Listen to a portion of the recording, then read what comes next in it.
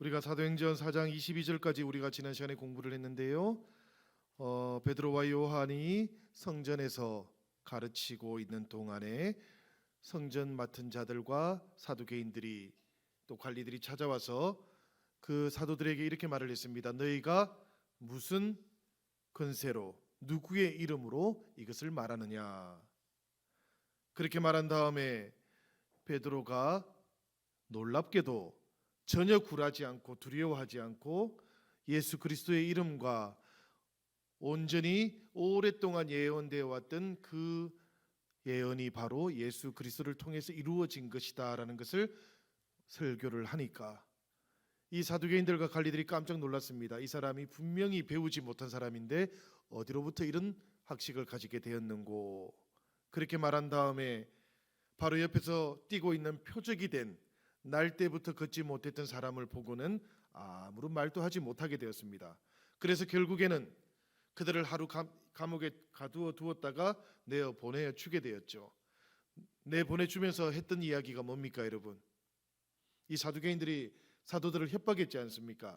너희가 나가서 절대로 이 말을 전하지 말아라. 그렇게 말을 하니까 베드로와 요한이 뭐라고 얘기를 했습니까? 내가 사람의 말을 따르는 것이 옳습니까? 하나님의 말씀을 따르는 것이 옳습니까? 그렇게 말을 하면서 나갔습니다. 그죠? 오늘 우리가 읽었던 이 성경의 말씀은 바로 이렇게 이어지는 말씀인 것이지요. 사도들이 노임에 이렇게 23절은 시작이 되고 있습니다. 이렇게 협박을 받았던 사도들이 나와서 이제 곧바로 어디로 갔는가 하면 동료들에게 찾아갔습니다. 그죠? 이 동료들은 다름 아닌 3,000명, 5,000명씩 믿게 되었던 그 예루살렘 교회 동료들을 말하는 것입니다. 그 동료들에게 찾아가서 낱낱이 모든 일들을 다 이야기를 했다고 합니다. 그 이야기를 다 듣고 난 다음에 예루살렘 교회가 어떤 행동을 취했습니까? 24절에 보니까 어떻게 했다 그러죠? 그렇습니다. 그들이 듣고 한 마음으로 하나님께 소리를 높여 이르되라고 되어 있습니다. 그들이 듣고 한 마음으로 하나님께 소리를 높여 이르는 이 행동을 뭐라고 부릅니까 여러분? 기도한 것이지요. 이 예루살렘 교회 교인들은 그 이야기를 듣자마자 합심해서 기도를 하기 시작했던 것입니다. 사도들과 제자들 이들을 가만히 생각해 보면 성전에서 그리고 사두개인들 앞에서 증언하는 일에도 담대했지만 지금 기도하는 데에도 대단히 담대합니다. 여러분들은 아마도 그렇게 생각할지 모르겠습니다. 기도하면 되는 거지 뭐 기도하는데 담대한 게 필요할까? 그러나 여러분, 우리가 정말 이루지 못해 보이는 일을 기도할 때는 담대함이 꼭 필요합니다. 우리가 고난과 시련이 예고되어 있는 상황이 바로 눈앞에 펼쳐져 있으면 기도하는 일에도 담대함이 꼭 필요합니다. 담대함이 없으면 기도가 나오지 않는 것이지요. 지금 사도들과 제자들은 바로 그렇게 협박을 받고 이 말하자면 정부 당국의 협박을 받은 겁니다. 어떤 말도 하지 말고 전하지 말라라는 그 협박을 받고 돌아와서 기도를 하고 있는 것이지요. 그들의 기도는 담대했던 것입니다. 어떻게 이들이 이렇게 담대하게 증언을 했고 또 기도할 수 있었을까요? 그 이유는 딱 하나밖에 없는 것 같습니다. 뭔가 하면 사도들과 제자들은 지금 산헤드린 공회보다도 더 큰 권위에 따르고 있기 때문입니다. 더 큰 권위가 누굽니까? 하나님이십니다. 그죠? 이 사도들과 제자들은 지금 산헤드린 공회하고는 비교도 되지 않는 더 큰 하나님의 권위에 사로잡혀 있었기 때문에 그들의 정언과 그들의 기도는 담대할 수 있었던 겁니다. 우리가 지난 주간에 봉독했던 이 말씀이 이제 실감이 나지요. 하나님 앞에서 너희의 말을 듣는 것과 하나님의 말씀을 듣는 것 가운데 어떤 것이 옳은가 판단하여 보라. 판단이 되십니까 여러분? 이 사도들과 제자들 그리고 예루살렘 교회의 모든 무리들은 이제 온전히 하나님의 권위에 사로잡혀서 기도함에 담대할 수 있었던 것입니다. 산헤드린 그 칙령이 하나님의 권위보다 높을 수 없는 것이지요. 사람의 칙령이 하나님의 권위보다 높을 수 없는 것이지요. 우리가 이것을 너무나 잘 압니다. 그런데 세상에서 우리가 살다 보면 이게 꼭 뜻대로 아는 것처럼 되지 않을 때가 있습니다. 사랑하는 여러분, 오늘 이 사도행전의 이 말씀을 우리가 하나님께서 우리에게 주시는 말씀으로 받을 수 있으면 좋겠습니다. 우리가 증언을 하고 우리가 기도를 할 때에 담대함이 꼭 필요합니다. 비록 때로는 세상에 유혹이 있고 또 때로는 이렇게 살아가는 것이 정말 가능할까? 나만 이 세상에서 뒤처지게 되는 것은 아닐까? 그런 의심이 들 때에도 우리에게 이런 담대함이 꼭 필요하다는 것을 기억하시기 바랍니다. 특별히 내가 이렇게 하면 우리 자녀들 뒤처지는 거 아니야? 학원에 보내야 되는데 주일날 교회 가라고 하면 될까 안 될까? 지금 이 말씀을 하면서 보니까 여러분들은 이미 자녀들을 다 키우셔가지고 이 말씀이 피부에 안 와닿을 것 같습니다만은, 그러나 지금 40대 50대들은 이게 큰 고민이지요. 교회 학교가 예배를 잘 못 드릴 만큼 어렵다지 않습니까? 학원을 보내야 돼서 그렇답니다. 주말에는 보충 수업을 학원이 하던데 그게 꼭 보내야 돼서 예배만 드리고 다른 것은 할 수 없게 되는 상황들이 계속 일어나고 있다 그럽니다.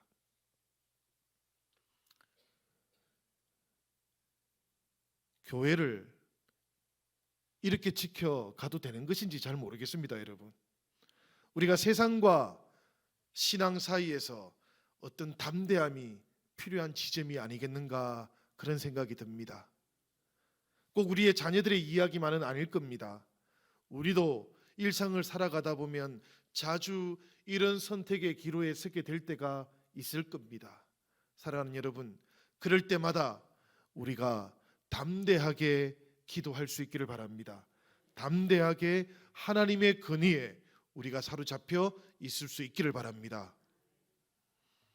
도대체 왜, 어떻게 이 베드로와 요한을 포함한 예루살렘 교회는 그렇게 당국의 위협에도 불구하고 하나님의 권위에 사로잡힐 수 있었을까요? 오늘 이 예루살렘 교회가 기도했던 내용을 보면 우리는 금방 이해가 됩니다. 이 무리들이 모여가지고 지금 기도할 때에 이렇게 기도를 합니다. 그들이 듣고 한 마음으로 하나님께 소리를 높여 이르되 대주제여라고 그렇게 불렀어요. 대주제라는 것은 무슨 뜻입니까, 여러분? 천지의 모든 주권을 가지고 있으신 분이여라는 뜻이에요. 이게 이 말이 헬라어로 데스포테스라는 말인데요, 이 말은 본래는 어떤 뜻인가 하면 노예가 자기를 소유하고 있는 주인을 부를 때 이르는 호칭입니다. 그야말로 도전할 수 없는 권세를 가지고 있는 통치자에게만 붙여주었던 호칭인데, 이 예루살렘 교회 성도들이 하나님께 기도할 때 대주제여, 세상의 모든 주권을 가지고 있으신 분이여 라고 그렇게 기도를 시작했다라는 겁니다. 그 내용이 쭉 이어지지요. 대주제여 한 다음에 여러 내용들이 차례차례 이어지고 있습니다. 그것을 하나씩 하나씩 간단하게라도 살펴본다면 이런 내용이에요. 24절에는 천지와 바다와 그 가운데 만유를 지으신 창조주 하나님이여 라는 이런 뜻이고요. 두 번째는 어떤 뜻인가 하면 다윗의 입을 통하여 성령으로 말씀하신 계시의 하나님이여 라는 이런 뜻입니다. 그래서 이 시편 116편의 말씀을 인용하고 있는 것이죠. 세 번째는 이런 뜻도 있습니다.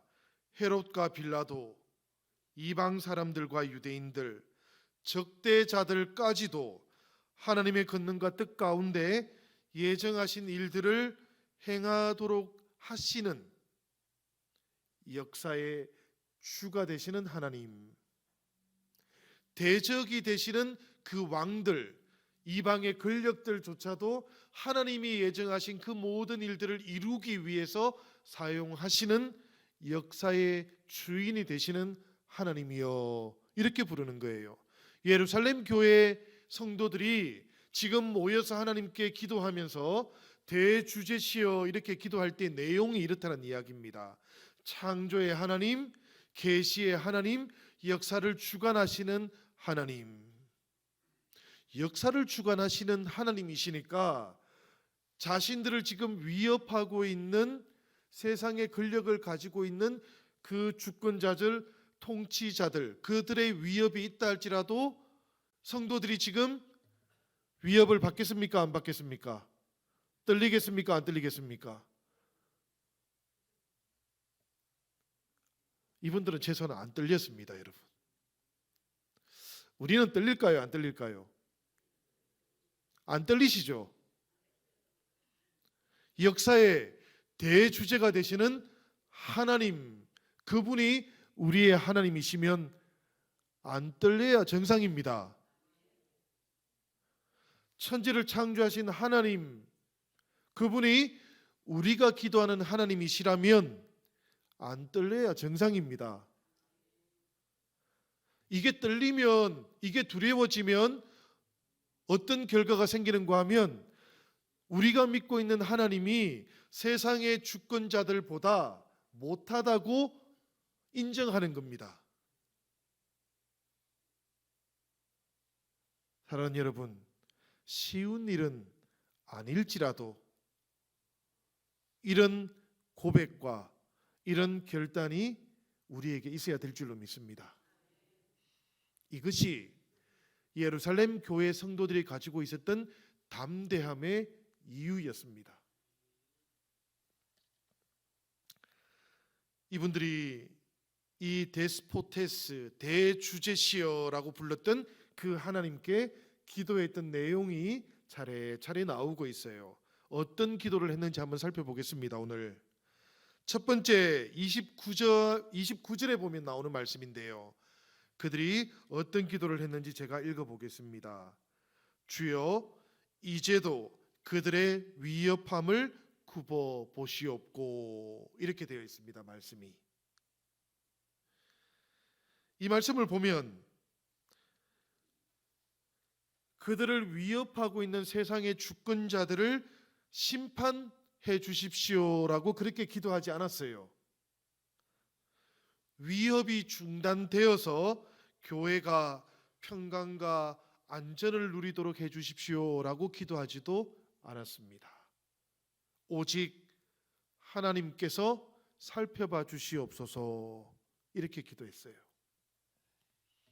저는 이 말씀을 묵상하면서 우리 권사님들이 하나님 다 아시지요 라고 기도한다는 그 말씀이 떠올랐습니다. 딱 그 내용이지요. 예루살렘 교회 성도들은 하나님, 저 대적자들 물리쳐 주십시오. 주님, 이제 모이기 시작한 이 어린 교회를 살펴주시고 평안을 주시고 위협은 거두어 주십시오, 이렇게 기도하지 않았어요. 하나님께서 굽어 봐 주십시오, 살펴봐 주시기만 하면 됩니다, 이렇게 기도했어요. 사랑하는 여러분, 우리도 이렇게 기도할 수 있으면 좋겠습니다. 우리가 하나님께 기도할 때 하나님 이거 해주세요, 이거 해주세요, 이거 해주세요 이러지 말고요, 하나님 굽어봐 주십시오, 하나님 살펴봐 주세요. 우리가 하나님께 이거 해주세요, 이거 해주세요 하면 기도가 자칫하면 하나님께 요구가 되고 명령이 되지 않겠습니까? 예루살렘 교회 성도들, 그들은 성령이 충만해서 하나님께 이렇게 기도했던 거예요. 하나님 굽어 살펴봐 주시옵소서.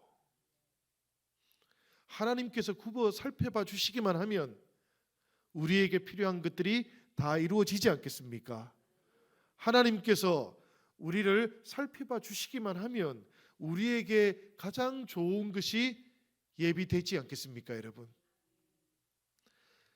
예루살렘 교회 성도들이 첫 번째로 기도했던 내용이 대단히 인상적입니다.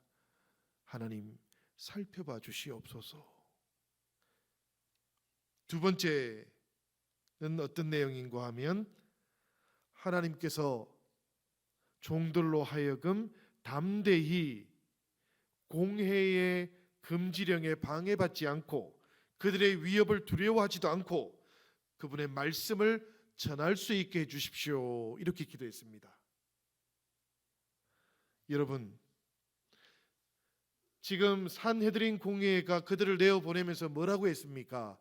너희는 나가서 어떤 것도 전하지 말고 선포하지 말라라고 그렇게 명령을 했는데, 교회로 돌아와서 예루살렘 교회가 다 한 마음이 돼서 지금 기도하고 있는 내용이 뭔가 하면 그들의 위협에도 두려워하지 않고 하나님의 말씀을 전할 수 있게 해주십시오. 우리를 담대하게 해주십시오. 이렇게 기도했어요. 말씀을 전하는데 담대함이 필요합니다. 그지요? 세 번째 30절인데요. 그 내용을 보면 한마디로 이런 내용입니다. 치유를 통해서 표적과 기사가 나타나게 하옵소서. 하나님께서 그분의 손을 내밀어 병을 낫게 하시옵고, 말씀이 이렇게 되어 있어요. 손을 내밀어서 병을 낫게 하시옵고 표적과 기사가 거룩한 종 예수의 이름으로 이루어지게 하옵소서. 사도들과 제자들이 지금 표적과 기사를 구하고 있는 이유가 무엇입니까, 여러분? 이걸 우리가 잘 알아야 됩니다. 지금 예루살렘 교회가 표적과 기사가 나타나기를 기도하고 있지 않습니까? 기사라는 건 다른 이야기가 아닙니다, 여러분. 기적입니다. 그러니까 표적과 기적이 이루어지기를 예루살렘 교회가 기도하고 있었다 그래요. 그 이유가 도대체 무엇입니까? 이것을 통해서 담대하게 전파되었던 바로 그 말씀이 확정되도록 하기 위해서. 성경의 말씀은 아주 분명하게 그렇게 말하고 있는 겁니다. 표적과 기사가 분명한 이유와 목적을 가지고 있었다라는 이야기예요. 이 표적과 기적이 나타나서 사도들이 지금 담대하게 전하고 있는 그 말씀이 사람들 안에서 확인되고 확증되도록, 그것 때문에 표적이 필요하고 기적이 필요하다, 그렇게 기도하고 있는 겁니다. 사랑하는 여러분, 여러분들도 여러분들의 인생 가운데 우리 영신교회에 표적과 기사가 많이 나타나기를 기대하고 계시지요. 하나님께서 기적을 뭐 일으켜 주실까 싶어가지고 기도 안 하시기도 하시죠. 하시는 모양입니다. 그런데 중요한 건 이겁니다, 여러분. 우리가 의미 없는 기적을 바라는 기도는 의미가 없어요. 방향이 없기 때문에 그렇습니다. 목적이 없기 때문에 그렇습니다. 그런 기적은 이방인들이 구하는 것이지요. 예루살렘 교회가 표적과 기사를 구했던 아주 분명한 이유는 딱 하나밖에 없었습니다. 담대하게 전파되었던 그 말씀이 확인되고 확정되도록. 그렇기 때문에 이 말씀을 가만히 살펴보면 이 표적과 기사를 이루시는 분의 이름이 나오고 있어요. 우리가 기도할 때 그리스도 예수의 이름으로 표적과 기사가 나타나야 한다는 이야기입니다. 표적과 기사가 나타나기는 했는데요. 그런데 사람의 이름으로, 누군가의 이름으로 나타나는 것은 복음을 확증하는 데 아무런 효력이 없다는 이야기입니다. 말씀을 보니까 그렇죠, 여러분? 이 말씀을 보면 아주 분명하게 거룩한 종 예수의 이름으로 이 표적과 기사가 이루어지게 하옵소서라고 그렇게 기도하고 있는 겁니다. 그러니까 여러분, 교회가 표적과 기사가 나타나기를 기도해야 합니다. 이건 너무나 분명해요. 전파된 말씀이 확정되도록 하기 위해서 표적과 기사가 필요한데, 이 표적과 기사는 반드시 주 예수 그리스도의 이름으로 이루어지도록 기도해야만 합니다. 표적과 기사가 이루어지고 나타나서 그것이 정언하는 것이 누군가 하면 바로 예수 그리스도시기 때문에 그렇습니다. 그러니까 우리가 정언하고자 하고 확증하고자 하는 그분이 드러나야 되는 것 아니겠습니까, 여러분? 그러니까 기적은, 표적은 예수 그리스도의 이름으로 이루어져야 하는 것입니다. 기도하실 때 여러분 꼭 이렇게 기도하시기를 바랍니다. 기적을 바라시더라도 그것이 예수 그리스도의 복음이 전파되기 위해서 기적이 일어나도록 기도하기를 바랍니다. 그런 것이 없으면 우리는 자칫하면 기적을 숭배하는 사람들이 됩니다. 기적 그 자체에 우리가 모든 마음을 빼앗겨 버리게 됩니다. 그러나 단 한순간도 예수님께서는 기적 그 자체를 위해서 이적을 베푸신 적이 없으셨습니다. 악마가 처음에 예수님을 찾아와서 유혹했던 내용이 바로 이것 아닙니까? 이적을 베풀고 돌을 떡으로 만들고 높은 곳에서 뛰어내리고 이 모든 기적을 베풀어서 사람들로부터 영광을 얻도록 했을 때 주님께서 뭐라고 말씀하십니까? 주 너의 하나님을 시험하지 말라고 그렇게 말씀하지 않습니까? 오직 드러나야 할 것은 기적이 아니고, 오직 드러나야 할 것은 사람의 영광이 아니고, 드러나야 할 것은 하나님의 뜻이고 하나님의 사랑이고 하나님의 복음이라고 그렇게 말씀하고 있는 것이지요. 예루살렘 교회 성도들은 이것을 너무나 잘 기억하고 있었기 때문에 기도할 때에 손을 내밀어 병을 낫게 하시고 표적과 기사가 이루어지는데 거룩한 종 예수의 이름으로 이루어지게 하옵소서, 이렇게 기도했던 것입니다. 사도행전을 우리가 처음부터 끝까지 가만히 살펴보면 이 말씀과 표적이라는 것은 늘 함께 공존합니다. 대단히 놀랍습니다, 여러분. 말씀을 사도들이 전하면 성령께서 그 말씀을 확증하는 표적과 기적을 일으키십니다. 제가 오늘 사도행전을 처음부터 끝까지 한번 이렇게 이것을 중심으로 해서 한번 제가 통독을 해봤는데 이 일이 14번이나 나옵니다. 사도들이 말씀을 전하면 성령께서 표적과 기사를 통해서 그 말씀을 확증시킵니다. 그리고 성령께서 그렇게 표적과 기사를 통해서 그 말씀을 확증시키는 곳에 놀랍게도 교회가 세워졌고 교회가 성장하기 시작했습니다. 사도행전은 우리에게 이것을 보여주고 있어요. 우리 교회의 기도가 이런 표적과 기사가 나타나는 기도가 되기를 바랍니다. 의미 없는 기적을 추구하기 때문이 아니라 우리가 담대하게 선포하고 전하는 그 말씀이 확정될 수 있도록 예수 그리스도의 이름으로 표적과 기사가 나타나기를 바랍니다. 우리가 담대하게 이 말씀을 전하면 이 사도행전의 놀라운 역사처럼 성령께서 우리가 전하는 그 말씀이 확정되도록 표적을 드러내시고 기사가 나타나는 영신교회가 되기를 바랍니다. 사도들과 제자들이 이렇게 간절하게 기도했다 그럽니다, 여러분. 그렇게 기도하는 동안에 오늘 말씀을 보면 응답이 찾아왔어요. 31절에 보면 응답이 찾아왔는데요. 그것의 첫 번째 표현은 뭔가 하면 빌기를 다함에 모인 곳이 진동하더니, 그 모인 곳이 흔들리더라라는 이야기입니다. 그죠? 사람들이 흔들렸다는 이야기입니다. 뭐가 흔들렸겠습니까, 여러분? 제가 새벽 기도 때 여러분들 기도하는 걸 보면 여러분들도 다 흔들리고 계시던데요. 어떤 분들은 좌우로 흔들리고 계시고, 어떤 분들은 앞으로 흔들리고, 어떤 분들은 앞뒤 좌우로 막 흔드십니다.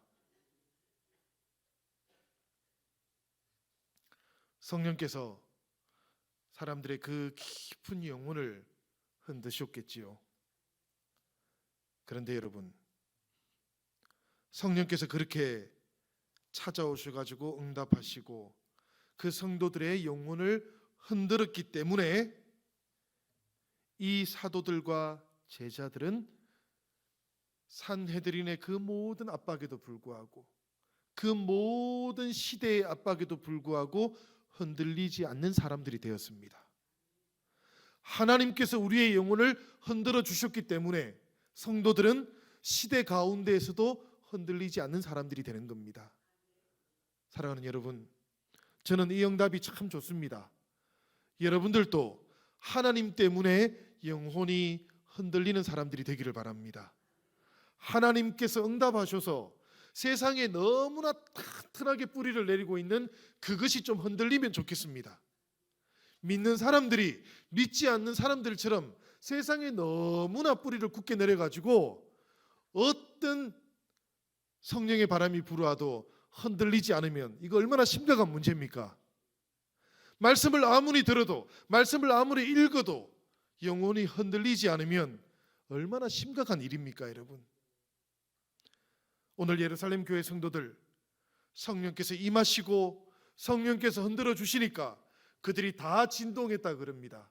그렇게 진동하고 나니까 이제 그들은 세상 속에서 더 이상 흔들리지 않는 사람이 되었습니다. 더 이상 마음이 두려워서 떠는 사람이 되지 않았습니다, 여러분.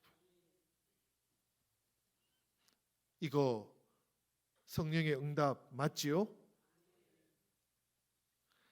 기도하는 동안에 이 무리들이 다시 성령 충만하게 되었다 그럽니다. 우리는 이미 오순절 마가다락방에 임했던 성령을 통해서 그때 제자들이 성령으로 충만했던 것을 기억합니다. 그리고 이제 다시 이 핍박이 시작되는 이때에 예루살렘 교회 성도들이 함께 모여서 하나님께 간절히 기도하는 동안에 성령께서 그들을 다시 충만하게 붙잡아 주시는 응답을 주셨습니다. 그리고 나니까 29절 하반절입니다. 종들로 하여금 담대히 하나님의 말씀을 전하게 하여 주십시오라는 그 기도가 응답이 되었어요. 그래서 31절에 보면 그들은 하나님의 말씀을 담대히 말하게 되었습니다라고 그렇게 전하고 있습니다. 빌기를 다 하고 나니까 그들이 진동하였고 무리가 다 성령에 충만해서 담대히 하나님의 말씀을 전하니라. 이 일이 기도의 응답이었던 것입니다, 여러분. 저는 이 말씀을 묵상하면서 말씀을 전하는 사역은 기도가 꼭 필요한 사역이라는 것을 다시 한번 깨닫게 되었습니다. 그들은 하나님의 말씀을 담대히 말하게 되었습니다라는 이 말씀은 기도에 대한 응답이었습니다. 그 이야기는 말씀을 전하는 것은 기도가 꼭 필요한 사역이라는 이야기입니다. 담대히 전할 수 있도록 성령님께 의지해야 하는 일이라는 이야기입니다. 사람의 지혜와 사람의 기술로 전할 수 없는 것이기 때문입니다. 사람의 마음을 움직이고 사람의 마음을 변화시키고 살아왔던 그동안의 세계를 뒤바꾸는 이 일은 사람의 기술이나 사람의 지혜로 되지 않습니다, 여러분. 여러분들이 나가서 복음을 전해 보시기를 바랍니다. 여러분들의 지혜로 한 사람의 세계가 바뀌겠습니까? 바뀌지 않습니다, 여러분. 여러분들이 살아왔던 만큼 그 듣는 분도 세상을 진지하게 살아왔거든요. 열심히 살아왔거든요. 그래서 내 경험, 내 지혜로는 그분의 세계가 달라지지 않습니다. 오직 성령께서 주시는 지혜와 성령께서 주시는 감동만이 사람의 세계를 변화시킬 수 있는 겁니다. 아무리 말을 잘하는 사람도 사람의 세계를 그렇게 쉽게 바꾸지 못합니다, 여러분. 그렇기 때문에 저는 이것도 깨닫습니다.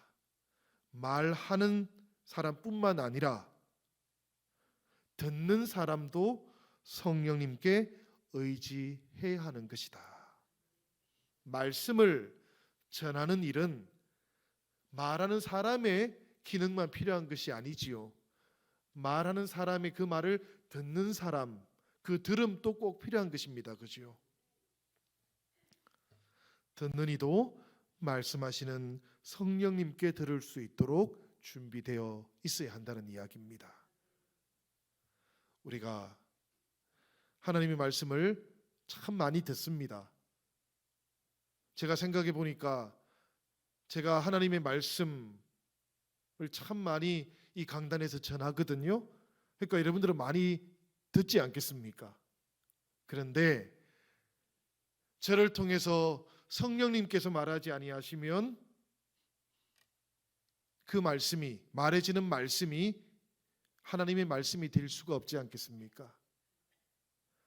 듣는 여러분들이 성령님을 의지해서 듣지 않으면 아무리 많은 말이 강단에서 선포되더라도 말씀의 사건이, 성령의 사건이 이 교회 안에서 일어나지는 않을 것 아닙니까?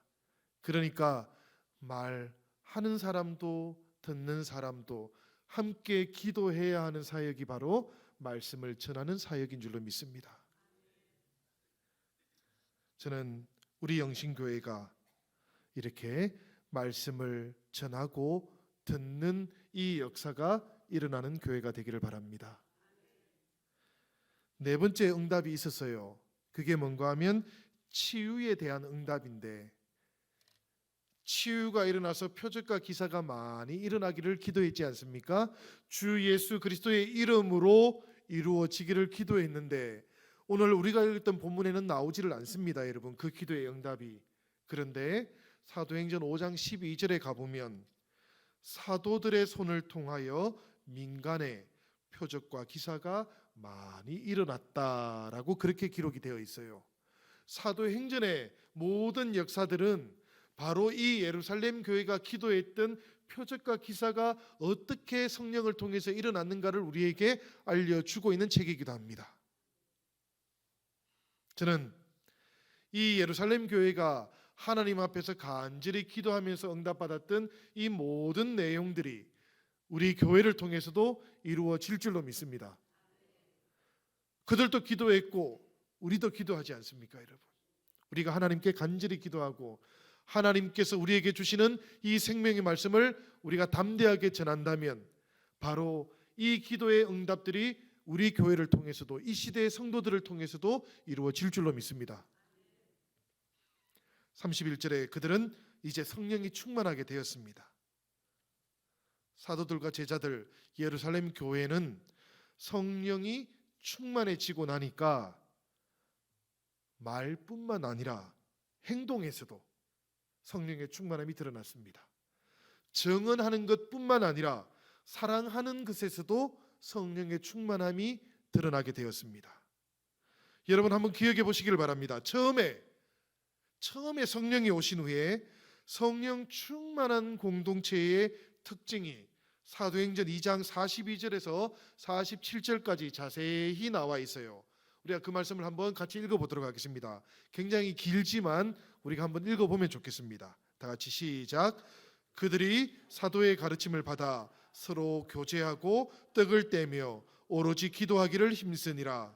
사람마다 두려워하는데 사도들로 말미암아 기사와 표적이 많이 나타나니 믿는 사람이 다 함께 있어 모든 물건을 서로 통용하고 또 재산과 소유를 팔아 각 사람의 필요를 따라 나눠주며 날마다 마음을 같이하여 성전에 모이기를 힘쓰고 집에서 떡을 떼며 기쁨과 순전한 마음으로 음식을 먹고 하나님을 찬미하며 또 온 백성에게 칭송을 받으니 주께서 구원받는 사람을 날마다 더하게 하시니라. 아멘. 처음에 성령이 임하니까 이 성령의 공동체에 나타났던 모습입니다.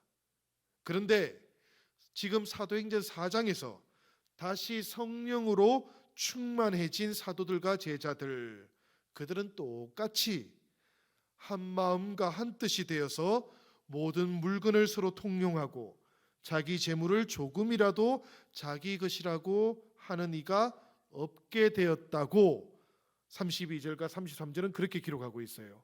그렇게 우리에게 알려주고 있는 겁니다. 성령 충만을 받은 사도들과 제자들, 그들의 모습을 보면 사도행전 2장과 사도행전 4장에서 공통으로 강조하고 있는 게 하나 있습니다. 그게 뭔가 하면 이 믿는 무리들이 전부 다 밀접하게 서로 결합되어 있다라는 이야기입니다. 이게 공통된 특징이에요. 2장과 4장에서 이 믿는 무리들이 아주 밀접하게 연합되어 있습니다. 성령이 충만해지면 성도들은 근본적인 사랑의 이어짐을 경험한다는 이야기입니다, 여러분. 그들이 자신의 소유를 나누지 않습니까, 지금? 그것은 그들의 마음과 뜻이 완전하게 연합되어진 것을 표현하는 한 가지 방법인 겁니다, 이게. 여러분들 영신교회에서 오랫동안 함께 신앙생활 하셨지요. 옆에 계신 분을 위해서 내가 가지고 있는 것 하나도 아깝지 않으십니까? 웃지 마시고 대답을 한번 해보시기를 바랍니다. 이 성경의 말씀을 보니까 그렇게 되어 있지 않습니까? 한 사람도 자기 것이라고 하는 사람이 없더라. 자기 재물을 조금이라도 자기 것이라고 하는 사람이 없더라. 성령의 공동체에는 이런 현상이 나타난다는 이야기입니다, 여러분. 이 얘기는 성령 충만을 말로만, 정은으로만 하지 않고 행동과 사랑으로 체험하게 된다는 이야기입니다. 저는 서로 교제하는 일, 함께 있기 위해서 노력하는 일, 한 마음과 한 뜻이 되는 그 일이 이 사도행전의 교회, 예루살렘 교회에서 일어났던 것을 목격했습니다. 말씀을 통해서. 우리 영신교회가 성령의 교회라면 우리 안에서도 서로 교제하는 일에 힘써야 될 줄로 믿습니다. 함께 있기 위해서 노력해야 됩니다. 뭘 그렇게 자주 만나나 이러면 안 됩니다. 이게 시켜서 하는 일이 아니었던 거거든요. 좋아서 했던 일이거든요. 집에 갔는데 주일날, 월요일날 또 교회에 오고 싶은 거, 이런 게 있어야 되는 거예요. 왜 저보고 자꾸 웃으세요? 말씀들은 안 하시고 자꾸 저보고 웃기만 하십니다, 여러분들.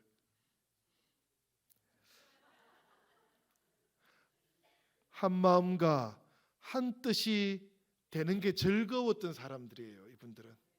그래서 그런 모습이 나타났던 거예요. 성령이 충만할 때 이루어지는 근본적인 사랑의 이어짐.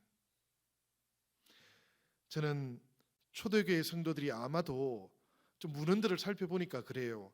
법적으로는 사적인 재산을 완전히 포기했던 것은 아니었던 것 같습니다. 그렇지만 마음과 뜻으로는 그들의 소유를 공궁한 형제 자매들을 위해서 사용할 수 있다고 그렇게 결심을 했던 것 같아요. 그래서 그들의 소유를 자꾸만 가지고 오는 겁니다. 가지고 와서 사도들의 발 앞에 놓아 두었다 그래요.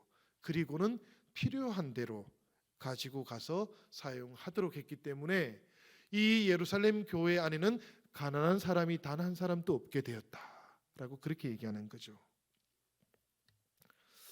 성령이 충만하게 되었을 때 사도들과 제자들, 성도들은 희생적인 헌신의 열매도 맺게 되었다라는 그런 이야기입니다, 여러분.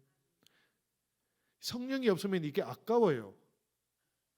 성령으로 충만하지 않으면 내 것을 가지고 와서 공동체에서 함께 나누는 것은 아까워요. 아까운 마음이 생기는 겁니다, 여러분. 그런데 이 사도행전의 교회가 우리에게 너무나 분명하게 증언하는 것은 성령이 충만하니까 그 아까운 마음들이 들지 않더라라고 그렇게 말하고 있는 겁니다. 저는 바로 그 대표적인 사람 한 사람이 오늘 성경에 나오는데 누굽니까? 성경의 말씀에 보니까 오늘 한 사람 나왔잖아요. 요셉. 이 사람 이름이 요셉입니다. 구브로라는 곳에서 태어난, 이 구브로는 키프로스 섬을 말하는 것인데요, 그곳에서 태어난 요셉이라는 사람인데, 이 사람이 얼마나 그렇게 희생의 열매를 통해서 성도들을 잘 보살폈는가 하면 사도들이 이 사람의 이름을 바꿔버렸습니다. 뭐라고 바꿨습니까? 바나바라고 바꿨습니다. 바나바라는 이름의 뜻이 뭡니까? 위로의 아들. 위로를 너무 잘해서 위로의 아들인 겁니다. 우리 영신교회에 성령이 충만해서 많은 바나바들이 나오기를 바랍니다. 여러분들이 우리 영신교회 바나바가 되면 우리 영신교회 안에 성령이 충만하게 될 줄로 믿습니다. 단 한 사람도 이 영신교회 안에서 마음이, 영혼이 가난해지는 사람은 없게 될 줄로 믿습니다. 이것이 오늘 우리 사도행전 4장이 우리들에게, 우리 교회에 전하는 말씀인 줄로 믿습니다. 예루살렘 교회는 성령의 역사를 통해서 사랑의 이어짐을 크게 경험했고, 성령의 역사를 통해서 그 안에서 위로를 충만하게 받는 교회가 되었다라고 증언하고 있습니다. 이런 은혜가 우리에게 임하기를 바랍니다. 표적과 기사가 나타나서 전하는 우리의 모든 말씀들이 확정되는 그런 은혜가 있기를 주님의 이름으로 축원합니다. 우리 같이 이 시간 기도하겠습니다.